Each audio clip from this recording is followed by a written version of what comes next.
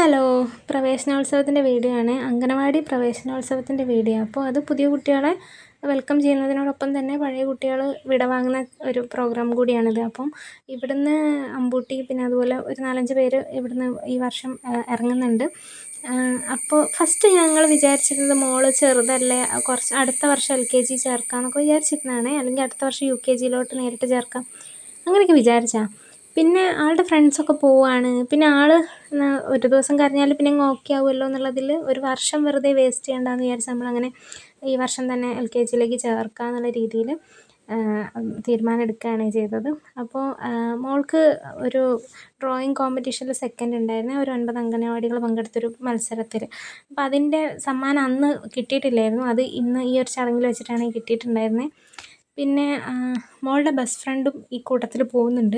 അപ്പോൾ ആൾ പോയാൽ തന്നെ ഭയങ്കര വിഷമമാണ്. പിന്നെ ഇവിടെ ഇരിക്കുന്നതിൽ പിള്ളേർക്കൊന്നും ഓഫ് കോഴ്സ് മനസ്സിലായിട്ടില്ല അവർ ഇവിടുന്ന് പോവുകയാണ്, നാളെ മുതൽ ഇവിടെയല്ല വേറൊരു സ്ഥലത്താണ് പോകുന്നതെന്നുള്ളത് അത്ര വലിയ ഐഡിയ ഒന്നും കിട്ടിയിട്ടില്ല. അപ്പോൾ ഇവിടുന്ന് ഇങ്ങനെ ടീച്ചേഴ്സ് പറയുന്നുണ്ടായിരുന്നു, ഫ്രൈഡേ വരെയല്ലേ സ്കൂളുണ്ടാവും, സാറ്റർഡേ ഇങ്ങോട്ട് തന്നെ വരണേ, സാറ്റർഡേ അംഗനവാടിയിൽ വരണം കേട്ടോ എന്ന് പറയുമ്പം അതിനെന്താ ഇനി ഞാൻ എങ്ങോട്ടും പോകുന്നില്ലല്ലോ എന്നാണ് മോളും പിന്നെ മോളുടെ ഈ ഫ്രണ്ട്സൊക്കെ പറയുന്നത്. പിന്നെ പുതിയ കുട്ടികളൊക്കെ നല്ല നല്ല കുട്ടികളായിരുന്നു കേട്ടോ, നല്ല ചിരിച്ച് ഹാപ്പി ആയിട്ട് വന്ന് നിൽക്കുന്നത്, അങ്ങനെ കരയുന്നൊന്നും കണ്ടില്ല.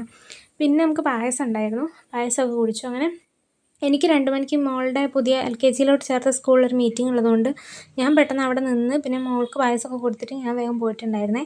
അത് കഴിഞ്ഞ് വൈകിട്ട് ഒരു 4 മണിയാകുമ്പോൾ കാപ്പാട് ബീച്ചിൽ പോകാമെന്ന് പ്ലാൻ ചെയ്തിട്ടുണ്ടായിരുന്നു. കാരണം കുട്ടികളെല്ലാവരും പിരിയല്ലേ, അപ്പോൾ അത് കാരണം ചെറിയൊരു ഔട്ടിങ് പോലെ ടൂറായിരുന്നു ഉദ്ദേശിച്ചാൽ പോകാൻ പറ്റിയില്ല. അങ്ങനെ കാപ്പാട് പോയി.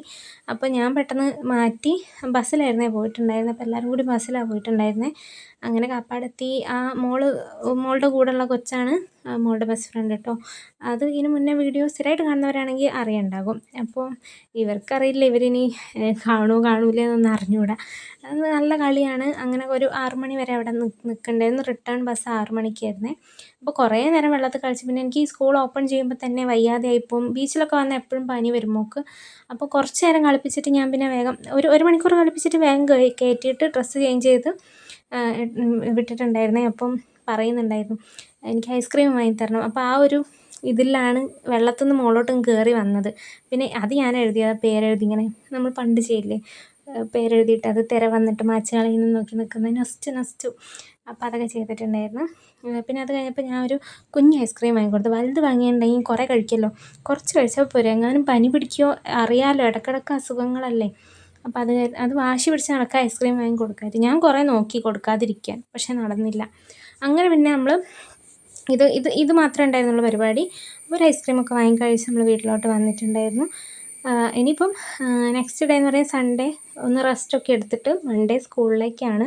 അപ്പോൾ സ്കൂളിൽ പോയിട്ട് ഇനി എന്തൊക്കെയായി എന്നൊക്കെയുള്ള കാര്യങ്ങളൊക്കെ ഞാൻ അടുത്ത വീഡിയോയിലിടാം.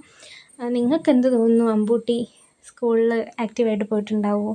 അമ്പൂട്ടീനെ നിങ്ങൾ കുറച്ചായാലും കാണുന്നത്, അപ്പോൾ നിങ്ങളുടെ അഭിപ്രായങ്ങളൊക്കെ ഒന്ന് കമൻറ്റ് ചെയ്യും കേട്ടോ. അപ്പോൾ അടുത്ത വീഡിയോയിൽ കാണാം.